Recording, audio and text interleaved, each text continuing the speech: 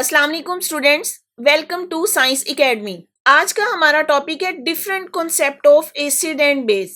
इससे पहले हमने एसिड और बेस की जनरल डेफिनेशंस पढ़ी थी, जिसमें हमने उनके टेस्ट की बात की या किस तरीके से वो लिटमस पेपर को रेड या ब्लू में कन्वर्ट करते हैं। अब इस टॉपिक में हम देखेंगे डिफरेंट कॉन्सेप्ट। डिफरेंट साइंटिस्ट ने एसिड और बेस के बारे में अपने क्या कॉन्सेप्ट दिए थे, किस तरीके से उन्होंने एसिड और बेस को डिफाइन किया। तो सबसे पहला जो साइंटिस्ट आता है वो आरहेनियस है। आरहेनियस का एसिड और बेसिस के बारे में क्या कॉन्सेप्ट था? आरहेनियस ने एसिड और बेस का जो कॉन्सेप्ट दिया था उसको क्लासिफाई किया था उनके वाटर में बिहेवियर पे, कि अगर एसिड और बेस को वाटर में डिसॉल्व किया जाए तो उनका बिहेवियर कैसा है। जैसे Svante Arrhenius, a Swedish chemist, suggested that acid and bases may be classified in term of their behaviour in water according to him. अब उसके अकॉर्डिंग उसने जो एसिड की डेफिनेशन दी, an acid is that substance which dissociate in water to give proton और hydroxonium ion. तो यहाँ पे आपने ये डेफिनेशन याद रखनी है। आरहेनियस कॉन्सेप्ट के अकॉर्डिंग एसिड ऐसे कंपाउंड है कि जब वो वाटर में डिसोसिएट हों तो वो प्रोटॉन दें या हाइड्रोजोनियम आयन दें। यहाँ पे एक बात मैं आपको एक्सप्लेन कर दूं, प्रोटॉन हाइड्रोजन आयन को ही कहते हैं। आपने हाइड्रोजन का स्ट्रक्चर पढ़ा था। हाइड्रोजन का अगर स्ट्रक्चर देखें तो इसका एटॉमिक नंबर भी 1 है और इसका मॉलिक्यूलर मास भी 1 है। हाइड्रोजन के पास सिर्फ एक प्रोटॉन होता है और एक ही इलेक्ट्रॉन। अगर हाइड्रोजन का ये इलेक्ट्रॉन रिमूव कर दिया जाए तो हाइड्रोजन के ऊपर प्लस चार्ज आ जाता है, H पॉजिटिव आयन बन जाएगा। अब इस H पॉजिटिव के पास एक प्रोटॉन मौजूद है, इसीलिए इसको हम प्रोटॉन बोलते हैं। हाइड्रोजन आयन बोले या इसको प्रोटॉन बोले तो बात सेम है। तो आरहेनियस कॉन्सेप्ट के अकॉर्डिंग ऐसे सब्सटेंस वाटर में डिसोसिएट होके प्रोटॉन आयन दे या हाइड्रोजन आयन दे या हाइड्रोजोनियम आयन दे तो वो एसिड्स हैं। जैसे यहाँ पे उन्होंने एग्जांपल भी दी है। Some typical Arrhenius acids are HCl, HNO3, H2SO4 and HCl। जैसे HCl है एक्वस सोल्यूशन, एक्वस का मतलब है वाटर में डिसॉल्व है। जब वाटर में डिसोसिएट होगा तो ये हाइड्रोजोनियम आयन बना रहा है और साथ में क्लोराइड आयन। तो ऐसे कंपाउंड को उन्होंने एसिड कहा। अब उन्होंने बेस की क्या डेफिनेशन दी? Similarly a base is that substance which dissociate in water to give hydroxyl ion. ऐसे कंपाउंड जब वो वाटर में डिसोसिएट और हाइड्रोक्साइल आयन दें तो इनको बेस बोलते हैं। जैसे एग्जांपल देखें, some typical Arrhenius bases are sodium hydroxide, potassium hydroxide and barium hydroxide. अब यहाँ पे देखें इन सबके पास ये हाइड्रोक्सिल आयन है, ये OH, ये भी OH हाइड्रोक्सिल आयन और ये OH हाइड्रोक्सिल आयन। तो ऐसे कंपाउंड जब वाटर में डिसोसिएट होके हाइड्रोक्सिल आयन दे इनको बेस कहा जाता है। जैसे यहाँ पे देखें sodium hydroxide aqueous solution water में डिसोसिएट हुआ, सोडियम आयन दी और साथ में हाइड्रोक्सिल आयन। जी, water has an essential role to play in Arrhenius concept of acid and bases. यहाँ पे उन्होंने कहा कि आरहेनियस ने जो कॉन्सेप्ट दिया था एसिड और बेस का, उसके अकॉर्डिंग वाटर इसमें एक एसेंशियल रोल प्ले करता है। क्यों? क्योंकि उसने बात की थी कि कोई भी कंपाउंड जब वाटर में डिसोसिएट हो तो इसलिए वहां पे वाटर का होना मस्ट है। Whenever an acid or base dissociate in water, its molecule participate in reaction by surrounding the resultant proton and hydroxyl ion। कि जब भी ये कंपाउंड वाटर में डिसोसिएट होंगे तो उसके प्रोटॉन और हाइड्रोक्सिल आयन वाटर मॉलिक्यूल के साथ सराउंडेड हो जाते हैं। Since proton is very small in size and its charge density is very high, it form a strong bond with the lone pair of water molecule to give the hydrozonium ion। अब यहाँ पे उन्होंने इसको explain भी कर दिया है कि वो हाइड्रोजोनियम आयन कैसे बनता है। क्योंकि जो कंपाउंड वाटर में डिसोसिएट होके प्रोटॉन या हाइड्रोजन आयन देता, तो हाइड्रोजन आयन है, इसका साइज भी बहुत छोटा है, इसकी चार्ज डेंसिटी बहुत ज्यादा है, तो ये फौरन जो है ऑक्सीजन के लोन पेयर के साथ अपना एक बॉन्ड बना लेता है। जैसे यहाँ पे देखें ये वाटर मॉलिक्यूल है, वाटर मॉलिक्यूल में ऑक्सीजन के पास ये 2 लोन पेयर्स हैं और जब ये प्रोटॉन इसके पास आता है, अब प्रोटॉन है इसके ऊपर पॉजिटिव चार्ज है, इसको अपना वैलेंस शेल कंप्लीट करने के लिए 2 इलेक्ट्रॉन चाहिए। तो ये क्या करेगा, इस ऑक्सीजन के इन 2 इलेक्ट्रॉन के साथ पेयर अप हो जाएगा, कोवलेंट बॉन्ड बन जाएगा। तो इस तरीके से इसका आउटर मोस्ट शेल कंप्लीट हो गया यहाँ पे। और ये बनने वाला आयन जो है वो हाइड्रोजोनियम आयन H3O, और हाइड्रोजोनियम आयन के ऊपर ओवरऑल पॉजिटिव चार्ज है। जी, अब बात करते हैं कि ये प्रोटॉन और हाइड्रोक्सिल आयन जब वाटर के साथ इन कांटेक्ट आते हैं तो वाटर के मॉलिक्यूल उसको कैसे सराउंड करते हैं। According to some reports, up to 4 water molecule may surround the proton।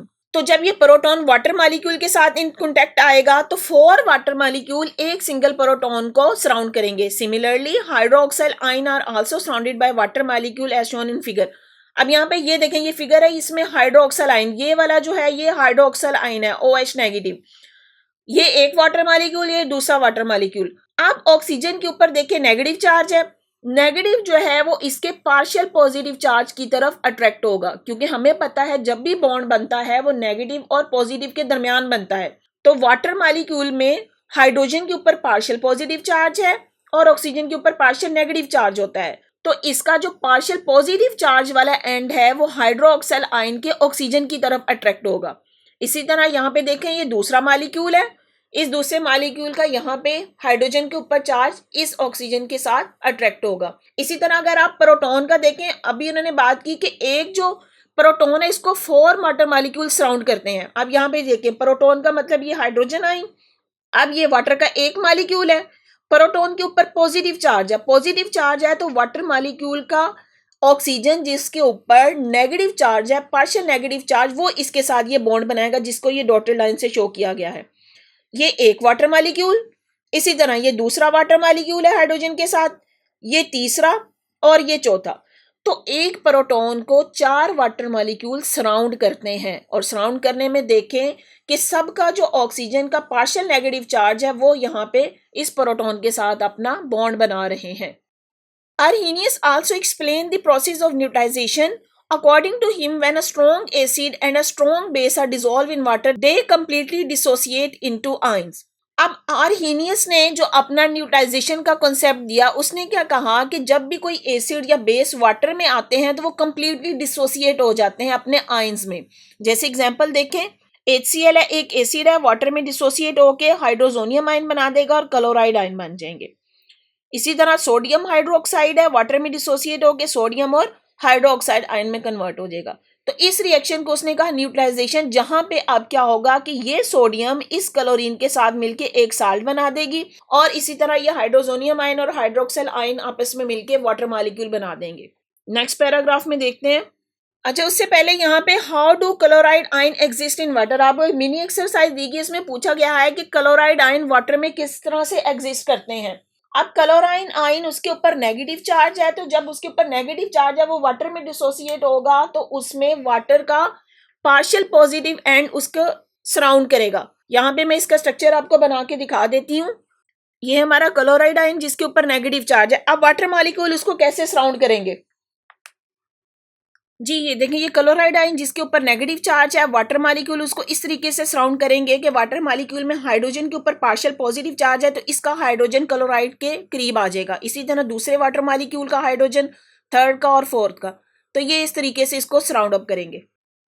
हाँ जी, हम बात कर रहे थे कि आर्हीनियस के अकॉर्डिंग न्यूट्रलाइजेशन रिएक्शन क्या है कि जिसमें एसिड और बेस वाटर में कंप्लीटली डिसोसिएट हो जाएं अपने आयंस में। The hydroxonium ion and the hydroxyl ion then react to form water with the evolution of heat. जो हाइड्रोजोनियम आयन और हाइड्रोक्सिल आयन वो दोनों रिएक्ट करके वाटर बनाएंगे और हीट रिलीज होगी, तो ये एक्सोथर्मिक रिएक्शन होगा। इसी तरह the salt of sodium chloride that is form with the water does not exist as a solid crystal. और यहाँ पे सोडियम और क्लोरीन के मिलने से सोडियम क्लोराइड साल्ट बन जाएगा वाटर में, लेकिन ये सॉलिड क्रिस्टल की फॉर्म में नहीं होगा। It remain present in the solution in the form of hydrated spectator sodium ion and chloride ion. तो जो सोडियम क्लोराइड बन रहा है वो वाटर में सोल्यूशन की फॉर्म में रहेगा, hydrated spectator sodium ion. Hydrated spectator sodium ion का मतलब है कि सोडियम आयन को वाटर मॉलिक्यूल ने सराउंड किया हो, इसी तरह क्लोराइड आयन को भी वाटर मॉलिक्यूल ने सराउंड किया हो, तो इसको हम बोलेंगे हाइड्रेटेड स्पेक्टेटर सोडियम आयन, मतलब सोडियम आयन जिनको वाटर मॉलिक्यूल सराउंड कर जाए। जी, नेक्स्ट जो बात की गई है, mineral acids are very strong acid. Mineral acid को स्ट्रॉन्ग एसिड क्यों कहा जाता है? अब उसकी स्ट्रॉन्ग एसिड से क्या मुराद है? The strength of an acid depend upon the extent to which it is ionised in water. कोई भी एसिड कितनी हद तक वाटर में आयोनाइज हो जाता है, मीन अगर कोई एसिड वाटर में आए डिसोसिएट हो जाए अपने कंप्लीटली अपने आयंस में कंप्लीट डिसोसिएशन दे तो उसको हम बोलते हैं वो स्ट्रॉन्ग एसिड है। लेकिन अगर कोई एसिड जब वाटर में डिसोसिएट होके कंप्लीटली आयंस में ना कन्वर्ट हो तो उसको हम बोलेंगे वो वीक एसिड है। अब जैसे एग्जांपल दी गई है, hydrochloric acid ionise in water completely giving a large amount of hydroxonium ion in water, कि जब हाइड्रोक्लोरिक एसिड को वाटर में डिसॉल्व किया जाए तो वो कंप्लीटली डिसोसिएट हो जाता है अपने आयंस में, हाइड्रोजोनियम आयन बनाएगा और क्लोराइड आयन। इसी तरह एग्जांपल दी गई है सल्फ्यूरिक एसिड की, sulphuric acid being a diprotic acid ionise into 2 step. Diprotic का मतलब होता है ऐसा एसिड जो 2 प्रोटॉन दे। अब यहाँ पे देखें, हाइड्रोक्लोरिक एसिड के केस में ये एक ही हाइड्रोजन दे सकता है या एक प्रोटॉन दे सकता है, लेकिन सल्फ्यूरिक एसिड के केस में देखें इसका फार्मूला H2SO4 है, इसका मतलब है ये 2 प्रोटॉन दे सकता है, इसलिए इसको बोला डाइप्रोटिक एसिड। अब ये डाइप्रोटिक एसिड और ये किस तरह आयनाइज होगा, पहले स्टेप में देखें, जब ये वाटर में डिसोसिएट होगा, एक हाइड्रोजन या एक प्रोटॉन दे के उसने हाइड्रोजोनियम आयन बनाया और यहाँ पे हमारा कंपाउंड HSO4 माइनस बन गया। अब इस HSO4 के पास अभी एक प्रोटॉन मौजूद है, तो नेक्स्ट स्टेप में ये दोबारा वाटर में डिसोसिएट होगा, हाइड्रोजोनियम आयन बनेगा और अपने सल्फेट आयन में कन्वर्ट हो जाएगा। तो इसीलिए हम सल्फ्यूरिक एसिड को बोलते हैं sulphuric acid is diprotic acid. यहाँ पे शॉर्ट क्वेश्चन की फॉर्म में आपसे पूछा जा सकता है कि सल्फ्यूरिक एसिड को डाइप्रोटिक एसिड क्यों बोलते हैं। यहाँ आपसे पूछा जाएगा what are diprotic acid, give example, तो आपने उसमें ये सल्फ्यूरिक एसिड की एग्जांपल देनी है। जी, ये आगे है nitric acid ionise in single step. Single step में क्योंकि नाइट्रिक एसिड के पास एक ही प्रोटॉन है तो इसलिए ये एक सिंगल स्टेप में आयनाइज हो जाएगा, जिसमें हाइड्रोजोनियम आयन बनाएगा और नाइट्रेट आयन में कन्वर्ट हो जाएगा। तो इसका मतलब हुआ कि वो ऐसे एसिड जो वाटर में कंप्लीटली डिसोसिएट हो जाएं अपने आयंस में, तो इनको हम बोलते हैं स्ट्रॉन्ग एसिड। HCl भी स्ट्रॉन्ग एसिड है, सल्फ्यूरिक एसिड भी और नाइट्रिक एसिड भी। अब इसके अगेंस्ट हम बात करते हैं कुछ ऑर्गेनिक एसिड्स की। Contrary to mineral acid, organic acids ionize up to a very limited extent and hence they are very weak acid. तो organic acid जो है वो completely ionize नहीं होते, तो इसलिए उनको कहा गया है they are the weak acid।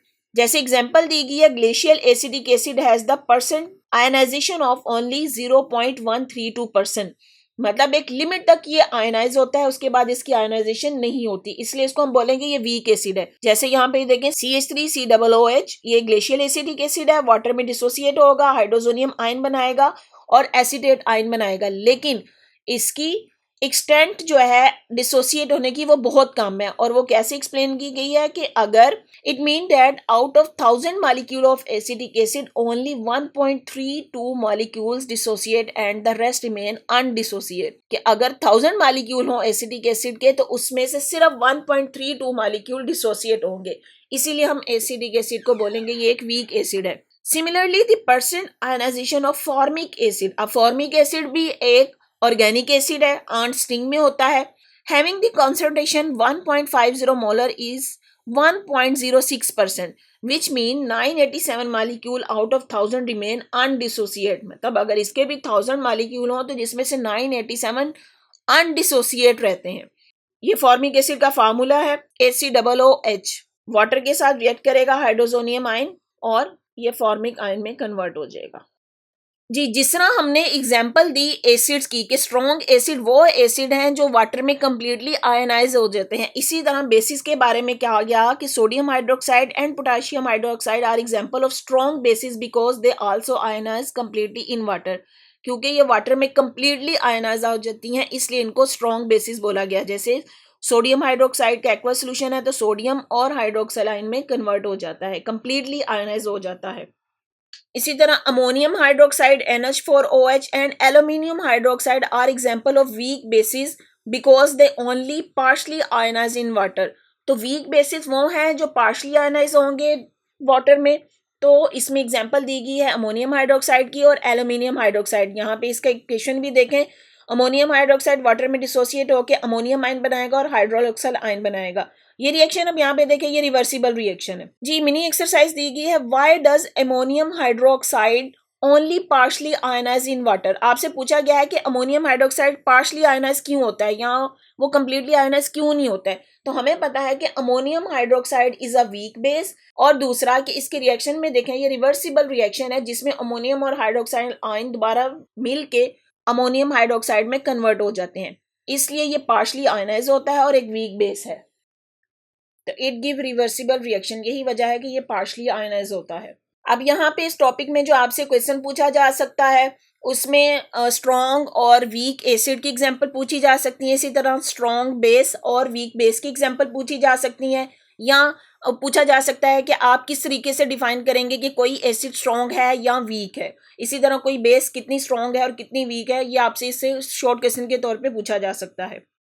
Ji next interesting information आपको दी गई है, स्टोमक एसिडिटी के बारे में बताया गया है। देखें क्या है। स्टोमक एसिडिटी और hyper acidity condition are common problem. Most often the problem arises when a person take fatty and spicy food. जब भी कोई इस तरह स्पाइसी फूड खाएं या फैटी फूड जो बहुत ज्यादा ऑयली हो, which cause more acid to produce in the stomach than required. तो ये इस तरह की ऑयली चीजें या स्पाइसी फूड खाने का क्या नतीजा होता है कि आपके स्टोमक में ज्यादा एसिड प्रोड्यूस हो जाता है। Our stomach produce hydrochloric acid to digest the food that we eat. Whenever we eat, cell within the lining of the stomach produce acid. जब भी हम कोई खुराक खाते हैं तो स्टोमक की लाइनिंग में ये एसिड प्रोड्यूस होता है। Problem occurs when these cell produce more acid than your stomach needs. तो प्रॉब्लम तब होती है जब हमारा स्टोमक ये बहुत ज्यादा एसिड प्रोड्यूस कर दे। When it happens the person suffer from stomach acidity. तो तब ये स्टोमक एसिडिटी हो जाती है। The common indication of such a condition is feeling of burning sensation right below over breast bone. तो स्टोमक एसिडिटी की कॉमन इंडिकेशन क्या है कि बर्निंग सेंसेशन होती है, आपको ऐसे लगता है कि जैसे कुछ जल रहा है आपके स्टोमक में। A person may also feel sour taste in mouth and heartburn और pain near the heart area। तो इसकी और कंडीशन क्या हो सकती है कि मुंह में आपके खट्टा टेस्ट भी आ सकता है, या हार्टबर्न हो सकते हैं, या pain near the heart area. The uneasy condition में easily be cured by taking the weak base like calcium hydroxide and magnesium hydroxide commonly known as antacid. तो अगर इस तरह की सिचुएशन हो जाए तो आपने वो मेडिसिन लेनी होती है जिसमें एंटा एसिड हो। अब एंटा एसिड कौन सा कहा गया, जिसमें कैल्शियम हाइड्रोक्साइड या मैग्नीशियम हाइड्रोक्साइड जो कि वीक बेसिस हैं वो इसमें हो। These antacid remove the minor stomach disorders by neutralizing the stomach acid, but the concentration of hydroxyl ion in them too low to harm the throat और stomach। तो अब ये एंटा एसिड क्या काम करेंगे कि जब ये स्टोमक में जाते हैं तो उस एसिड को न्यूट्रलाइज कर देंगे, उसके इफेक्ट को खत्म कर देंगे। लेकिन अब यहाँ पे ये भी बात की गई है कि जो हम एंटा एसिड लेते हैं उसमें कंसंट्रेशन ऑफ हाइड्रोक्साइल आयन बहुत मिनिमम होती, बहुत कम होती है कि वो हमें स्टोमक को या हमारे गले को कोई नुकसान नहीं पहुंचाती। जी स्टूडेंट्स, अगर आपको मेरा लेक्चर समझ आया है तो अपने फ्रेंड्स के साथ शेयर करें, मेरी वीडियो को लाइक करें और चैनल को सब्सक्राइब करें। बेल आइकन को क्लिक कर दें ताकि आने वाली हर वीडियो सबसे पहले आपको मिल जाए। और अगर आपने कोई क्वेश्चन करना है तो कमेंट बॉक्स में मुझे कमेंट कर सकते हैं। Thank you.